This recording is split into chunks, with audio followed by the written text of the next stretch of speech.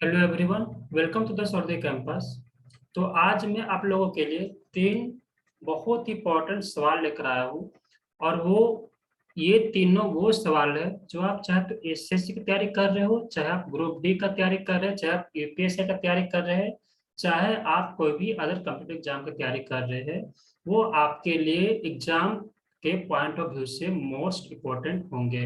ठीक है, तो चलिए मैं आपको ले चलता हूँ हमारे क्वेश्चन की तरफ। पहला सवाल आपका ये रहा, इस बार का आपका पूछा गया सवाल है जो पूछे गए थे आपका एसएससी में। चलिए, पहला सवाल सवाल है, यदि पहली 100 प्राकृतिक संख्याओं का एलसीएम x है और पहली 103 प्राकृतिक संख्याओं का एलसीएम y है, तो y/x का मान आपको पता करना है। तो देखिए, हम लोग किस तरह से इसको फाइंड आउट करेंगे। ये जो सवाल है ना, बिल्कुल बेसिक लेवल का सवाल है, लेकिन बस पूछने का जो स्टाइल है ना वो अलग है। अगर मैं आपसे एक सिंपल तरीके से मैं बोलूं कि चलिए आप लोग ये बताइए कि 54 और 63 का एलसीएम फाइंड आउट करके बताइए, तो आप अपना लॉजिक लगाइएगा। सबसे पहले बच्चों के तरीके से आप निकालिएगा 63 54 63 का एलसीएम इस तरीके से, या फिर पावर के माध्यम से निकालिएगा, या फिर जो भी तरीका आप जानते हैं उससे आप निकालिएगा। लेकिन इसके अलावा मैंने बताया था कि कभी भी हम लोग, ये तो वो सब तरीका तो सही है, दूसरा हमारा और क्या है कि जो आपका ये कॉमन है ना, वो कॉमन को आप क्या कर लीजिए, ब्रेक कर लीजिए। जैसे इन दोनों में क्या क्या कॉमन है, 9। फिर 9 6 जा 54, 9 7 जा कितना 63। तो जब भी हम लोग एलसीएम निकालेंगे तो इसमें जो भी कॉमन है आपका, जैसे 9 आपका कॉमन है ना, तो 9 आपका बस एक बार ही 2 बार लिखने की जरूरत आपको नहीं है। और बाकी क्या इसमें 7 कॉमन है क्या, नहीं, क्या इसमें 6 कॉमन है क्या, नहीं।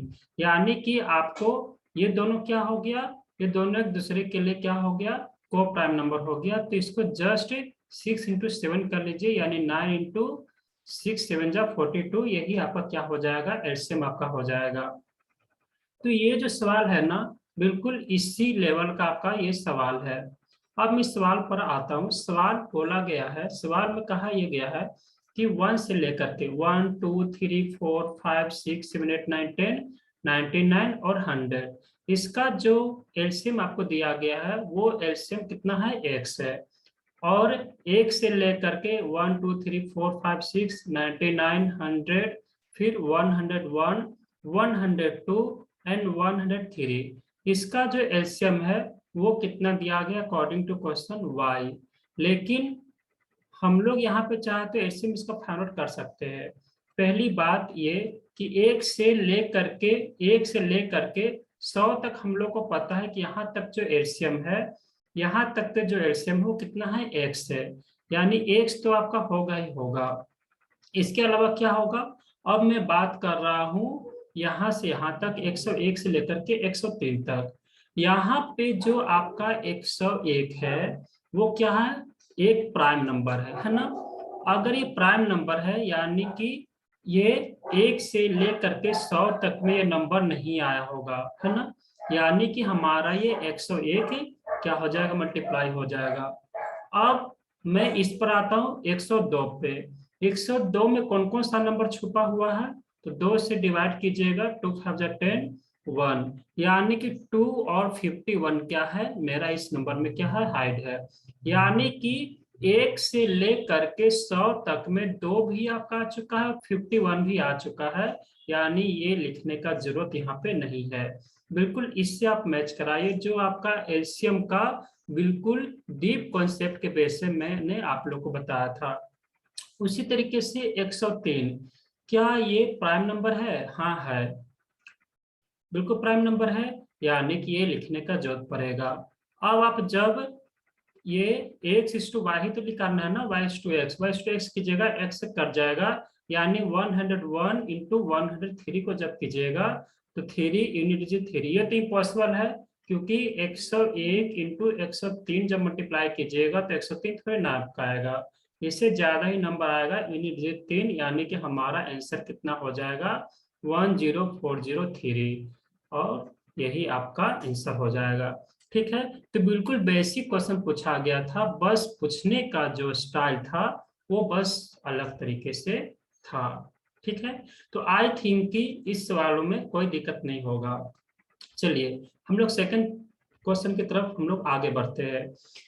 सेकंड क्वेश्चन में पूछा गया है कि सुदीप ने एक निश्चित राशि का 1/8 भाग, ध्यान समझिएगा, 1/8 भाग 5% वार्षिक ब्याज दर पर 2 वर्ष के लिए, ठीक है, अच्छी बात है, निवेश करता है। ठीक है, उसी धनराशि का उसी धनराशि का 3/5 भाग 6% वार्षिक ब्याज दर पर, और शेष जो बचा वो 10% के रेट ऑफ इंटरेस्ट पे आपका वो इन्वेस्ट किया। ठीक है, अच्छी बात है। तो उसको क्या हुआ, ब्याज तो प्राप्त होगा ही 2 साल के अंत में, तो 2 साल के अंत में उसको 1674 रुपया प्राप्त हुआ है।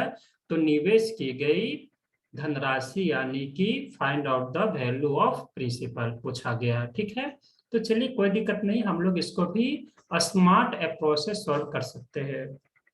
मैंने एक तरीका बताया था डिविएशन मेथड, ये हम लोग डिविएशन से हम लोग बहुत ही कम टाइम में बिल्कुल हम लोग माइंड में ही सॉल्व कर सकते हैं। और वो तरीका आपका क्या है कि सबसे पहले आप ये देखिए, बेस तैयार कीजिए। बेस का मतलब क्या होगा कि यहाँ पर आखिर बेस है क्या।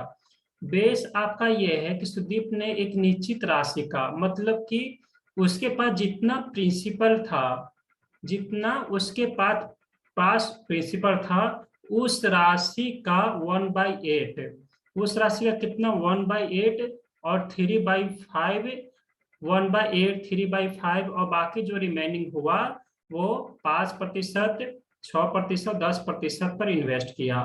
तो मैं हमेशा यही बोलता हूँ, जितना भी आप लोग मेरा वीडियो देखे होंगे, तो मैं हमेशा यही बोलता हूँ कि हम लोग को डिनोमिनेटर से नफरत करना सीख जाना चाहिए, और एक ऐसा वैल्यू हम लोग तैयार करेंगे जो 8 और 5 दोनों से कट जाए, और वही हम लोग वो राशि मानेंगे जो उसने टोटल इन्वेस्ट किया था। मतलब कि 8 5 जा 40, मतलब कि मैं ये लेकर चलने वाला हूँ कि उसने इन्वेस्ट किया था वो कितना किया था, 40 रुपीज इन्वेस्ट किया था। ठीक है, 40 रुपीज या फिर 40 यूनिट्स क्या किया था, इन्वेस्ट किया था। अब आप ये देखिए, 40 का 1/8 भाग 40 का अगर मैं 1/8 करूंगा तो कितना आएगा, 5 यूनिट आएगा, तो 5 यूनिट। ठीक है, और 5 यूनिट कितना रेट से वो इन्वेस्ट करता है, तो 5% के रेट से। ठीक है, अच्छी बात है, 5%। चलिए 5% से मैंने इन्वेस्ट इसको करा दिया। ठीक है, अब क्या बोला गया है, अब बोला गया 3/5।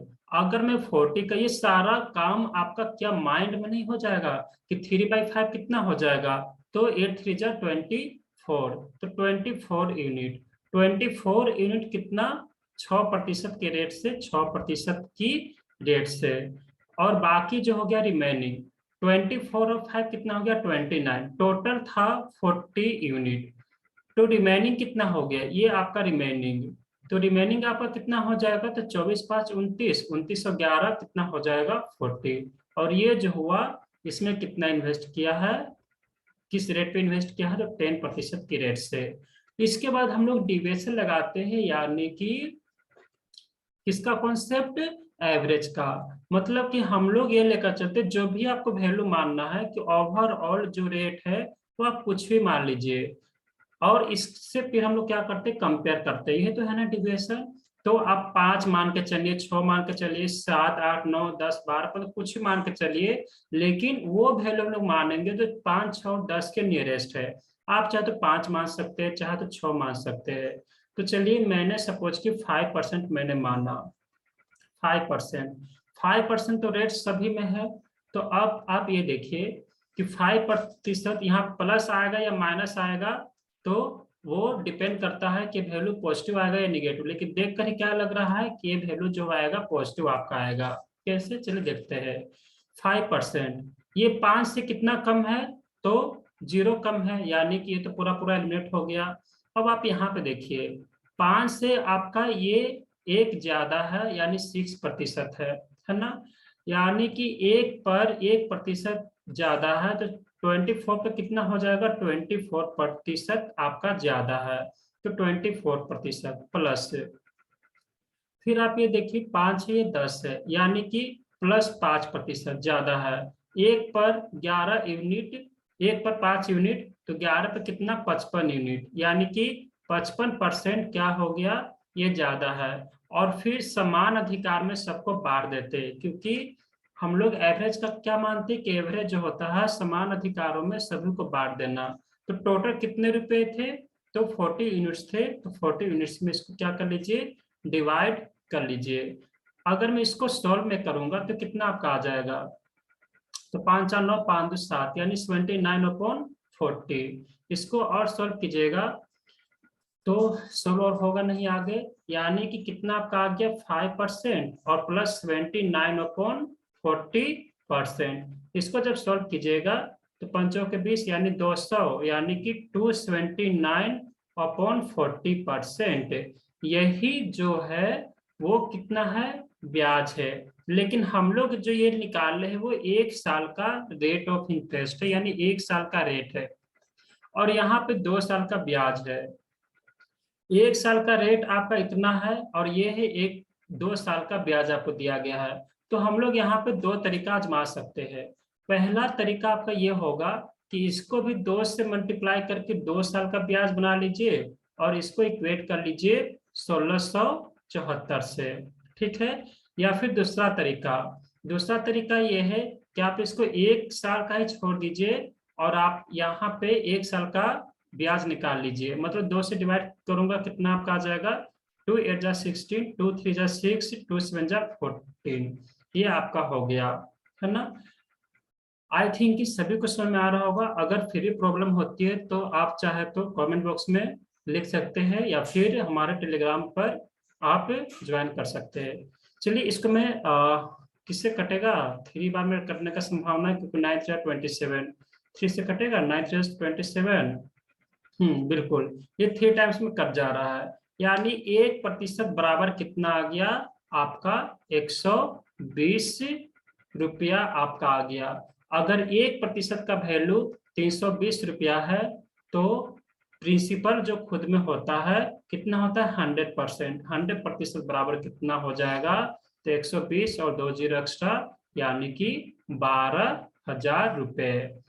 अगर मैं मान लीजिए कि इस क्वेश्चन में मान लीजिए कि एक और मैं ऑप्शन दे देता हूं, और वो ऑप्शन मैंने सपोज के दे दिया कितना कितना, अगर मैं यहाँ पे दे देता हूँ ऑप्शन सपोज 4800 रुपया, तो बहुत कोई आपका यहाँ पे 4800 रुपया भी मार्क करेंगे, बिना सोचे समझे, बिना बुद्धि लगाए हुए।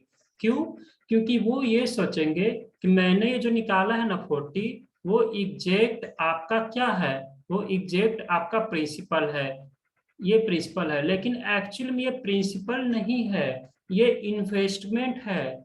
आप क्वेश्चन को ध्यान से जब पढ़ेंगे, सुदीप ने एक निश्चित राशि का, मतलब एक प्रिंसिपल का इतना इतना भाग आपका वो इन्वेस्ट किया है, ठीक है। तो प्रिंसिपल तो खुद में कितना होता है, 100% होता है। अगर मान लीजिए कि अगर मैं यहाँ पे 40 का वैल्यू में निकालू ना, तो वो आएगा इन्वेस्टमेंट आपका आएगा कि 4800 रुपया क्या था, उसका इन्वेस्टमेंट था। तो ये बात यहाँ पे बोली जाती है। तो आई थिंक कि आप लोग को ये बातें क्लियर हो गई होगी, है ना। तो चलिए थर्ड नंबर क्वेश्चन की तरफ हम लोग आगे बढ़ते हैं। थर्ड नंबर सवाल है आपका ये, चलिए सवाल अच्छा है। चलिए इसको मैं 2 तरीके से मैं बताऊंगा, और दोनों मोस्ट इंपॉर्टेंट ही होंगे। पहला तो आपका बेसिक तरीका, और दूसरा आपका स्मार्ट अप्रोच। स्मार्ट अप्रोच हो सकता है कि किन्हीं को समझ में ना आए, क्योंकि आपको उसमें रेशियो का कॉन्सेप्ट अप्लाई होता है। जिनका रेशियो अच्छा है, जिनका परसेंटेज अच्छा है, वो रेशियो से कुछ ही सेकंड्स में कर लेंगे। लेकिन कुछ ही सेकंड्स में मतलब कहने का मतलब है कि माइंड में ही वो सॉल्व हो जाएगा। चलिए आगे हम लोग बेसिक से करते हैं, जो हमारा बेसिक जो कॉन्सेप्ट आपका होता है। तो चलिए सवाल बोला गया है कि 2 बराबर धनराशियों को क्रमशः 10% और 8% वार्षिक साधारण ब्याज दर पर एक ही समय पर उधार दिया जाता है। पहली धनराशि दूसरी धनराशि से 2 वर्ष पहले ही प्राप्त हो जाती है और प्रत्येक मामले में प्राप्त धनराशि 36,900 रुपया है। ठीक है, अब आप ये बताइए, ये प्राप्त राशि हुआ है उसको जब उसने उधार दिया था, उसके बाद जो सामने वाला व्यक्ति मतलब उसको पे किया है, यानी ये आपका अमाउंट को शो करता है। अमाउंट को शो करने का मतलब है कि प्रिंसिपल भी है और इंटरेस्ट भी है। अब आप ये बताइए कि अगर आपका दोनों केस में 36,900 रुपया अगर अमाउंट है, इसका मतलब क्या यहाँ से एक कंक्लूजन नहीं आया है क्या? एक कंक्लूजन ये आया है कि इंटरेस्ट जो है, जो ब्याज है, वो दोनों केस में सेम आया होगा, यानी कि इंटरेस्ट जो है वो सेम है, आपका यहाँ पे कांस्टेंट है ना? अगर इंटरेस्ट कांस्टेंट है, इंटरेस्ट सेम है, तो हम लोग यहाँ पे अप्लाई कर देंगे बेसिक मेथड। अगर मैं बेसिक मेथड की मैं बात करूँ तो सबसे पहले आप ये देखिए कि जो रेट है आपका, पहला केस में रेट जो है वो है 10%, पहला केस में है 10% और दूसरे केस में है कितना, 8% आपका रेट है। अब आप ये देखिए कि एक जो है वार्षिक सह ब्याज पर एक ही समय पर उधार दिया जाता है। ठीक है, एक ही समय पर उधार दिया जाता है, पहली धनराशि दूसरी धनराशि 2 वर्ष पहले ही प्राप्त हो जाती है। ठीक है, मान लीजिए कि ये जो व्यक्ति है, ये जो व्यक्ति है वो एक वर्ष में आपका ये उधार दे दिया था, मतलब कि उधार ये दे दिया एक्स ईयर्स में, और एक जो व्यक्ति है वो दिया है 2 साल बाद, यानी x+2 ईयर्स बाद इसने उधार दिया, जो दूसरे वाला जो व्यक्ति था। अब आप ये बताइए, अगर ये 1 वर्ष बाद और ये 2 वर्ष बाद देता है, तो आपका यहाँ पे सिंपल इंटरेस्ट कितना हो जाएगा, यानी कि 10x%, और ये कितना हो जाएगा, तो ये आपका कितना हो जाएगा, तो 8x+16% क्या होगा या नहीं होगा? और यही तो बोला गया है ना कि जो RT% होता है, RT% डेट में इसकी ब्याज मतलब रेट इंटू टाइम परसेंट, यानी कि दोनों ब्याज तो सेम है। अगर दोनों ब्याज अगर सेम है तो क्या यहाँ से एक्स का वैल्यू निकल जाएगा? ये भी सिंपल इंटरेस्ट, ये भी सिंपल इंटरेस्ट, तो according to question interest same आया या नहीं, अकॉर्डिंग टू कंक्लूजन, जो हम लोग कंक्लूजन निकाले, जो फाइंड आउट किए हैं, यानी कि 10x में से 8x जाएगा तो 2x, 2x बराबर 16, तो x बराबर कितना आ गया, 8 ईयर्स। अगर x का वैल्यू 8 साल आया है, यानी कि ये कितना हो जाएगा 8 ईयर्स, और ये कितना हो जाएगा 8 to 10 ईयर्स। यानी दोनों केस में आप देखेंगे तो आपका रेट कितना हुआ, जो इंटरेस्ट जो हुआ वो कितना हुआ, इंटरेस्ट हुआ 10 × 80 यानी 80%, यानी कि देने वाला व्यक्ति ने 80% एक्स्ट्रा दिया है। क्या मैं ये बोल सकता हूँ क्या कि 100% प्लस 180%, 100% कहाँ से, तो 100% खुद में क्या होता है, प्रिंसिपल, और 80% ब्याज दिया, यानी कि टोटल 180% दिया, और यही 180% का वैल्यू क्या 36,900 रुपया नहीं है क्या? हम लोग को क्या फाइंड करने के लिए बोला गया है, 100% का वैल्यू प्रिंसिपल का पूछा गया है। इसी को सॉल्व कर लीजिएगा तो आपका क्या आ जाएगा, आंसर आपका आ जाएगा। तो चलिए सॉल्व करते हैं, 0 0 कट गया, परसेंटेज परसेंट आपस में कट जाएगा, तो 18, 18 दूनी 36, 0, 18 5 90, यानी 205 और 2 0 एक्स्ट्रा, यानी 20,500, 20,500 ऑप्शन, अच्छा ऑप्शन ए में है 20,500। तो यही आपका क्या हो गया, सोल्यूशन हो गया। तो पहला तरीका तो आपका ये बेसिक तरीका हो गया, लेकिन अगर मान के चलिए कि अगर वैल्यू इजी हुआ 10%, 8%, तो बहुत ज्यादा इजी है, मतलब कि बेसिक से भी करते हैं तो कोई दिक्कत नहीं है, बिल्कुल हंसते खिलखिलाते हुए आप लोग सॉल्व कर लीजिएगा, कोई दिक्कत ही नहीं होगा। लेकिन अगर एक पल के लिए मान के चलिए कि 16.66%, 44.44%, 28 पॉइंट समथिंग कुछ परसेंट आपका आ जाएगा, और तो इस तरीके का जब वैल्यू आपका आएगा तो क्या कीजिएगा, तो वहां पे तो थोड़ा कॉम्प्लिकेटेड हो जाएगा, तो वहां पे हमारा जो काम आएगा, वहां पे हमारा रेशियो मेथड काम आएगा। तो चलिए एक बार हम लोग रेशियो मेथड को समझते हैं, ठीक है। तो चलिए रेशियो मेथड पर हम लोग नजर दौड़ाते हैं। देखिए क्वेश्चन क्या बोला गया है। क्वेश्चन ये बोला गया है कि क्वेश्चन ये बोला गया है कि रेट है 10% और 8%, ठीक है। एक व्यक्ति ने 2 साल पहले रिटर्न कर दिया है, चलिए कोई दिक्कत नहीं है। अब हम लोग थोड़ा चलते हैं रेशियो में। हम लोग को पता है कि सिंपल इंटरेस्ट बराबर होता है P into R into T upon 100, ठीक है। और यहाँ पे आप ये देखिए, यहाँ पे कंक्लूजन के तौर पे हम लोग को पता चल गया कि इंटरेस्ट सेम है, इंटरेस्ट सेम है। क्यों? क्योंकि 36,900 रुपया प्रत्येक केस में उसको मिला है। तो आपका मतलब ये हो गया कि जो भी ब्याज है वो भी सेम रहा होगा, है ना। अगर ब्याज सेम रहा होगा तो आप यहाँ पे ये देखिए कि जो सिंपल इंटरेस्ट है वो कांस्टेंट है, ये भी कांस्टेंट है और ये भी कांस्टेंट है। इसको कांस्टेंट कर दीजिए, यानी कि सिंपल इंटरेस्ट जो है वो कांस्टेंट है, ये कांस्टेंट है। अच्छा, और कौन कौन सेम है? अगर आप ये देखेंगे कि प्रिंसिपल भी क्या है आपका कांस्टेंट है। क्यों? क्योंकि देखिए क्वेश्चन को दो बराबर धनराशियों को क्रमशः, मतलब कि प्रिंसिपल भी आपका सेम है, प्रिंसिपल भी सेम है। यानी कि सिर्फ और सिर्फ अगर मैं यहाँ पे देखूं, ऐसा जो डिपेंड कर रहा है वो किस पे कर रहा है, तो R इंटू टी पे कर रहा। 100 तो कांस्टेंट है, तो कांस्टेंट से कोई लेन देना नहीं होता है हम लोग जब रेशियो से करते हैं। तो ये सिंपल इंटरेस्ट बराबर R इंटू टी, और मैंने परसेंटेज में एक बता कर रखा है A इंटू बी बराबर कांस्टेंट। ये आपको ध्यान आया होगा। मतलब जब दो चीजों का प्रोडक्ट अगर कांस्टेंट होता है, जैसे आप लोग किए होंगे कि चीनी का दाम बढ़ गया लेकिन जो कंज्यूमर है वो उतना रुपया ही खर्चा करना चाहता था जैसे पहले करता था, तो हम लोग कौन सा कॉन्सेप्ट लगाते हैं, तो ए इंटू बी कॉन्स्टेंट। अगर क्लियर नहीं है आपका तो मेरा प्रीवियस वीडियो में देख सकते हैं, जिसमें कि मैंने परसेंट में बहुत अच्छे से मैंने इसको एनालाइज करवाया है। तो चलिए, तो दो चीजों का जब प्रोडक्ट कांस्टेंट होता है तो ये कांस्टेंट है, तो ये कब होता है? ये तब होता है जब आपका ये दोनों एक दूसरे के इन्वर्सली प्रोपोर्शनल होते हैं। मतलब कि आर जो है वो वो इन्वर्सली प्रोपोर्शनल है टी का।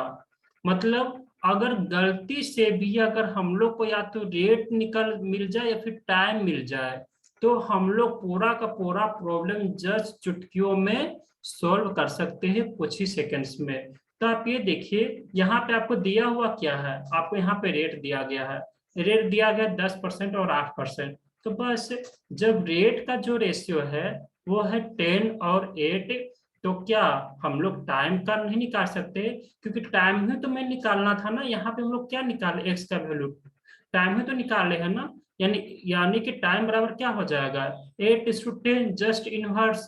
और यहाँ पे जो देखिए कि यहाँ पे कितना साल पहले पैसा दे दिया, तो 2 यूनिट का अंतर है।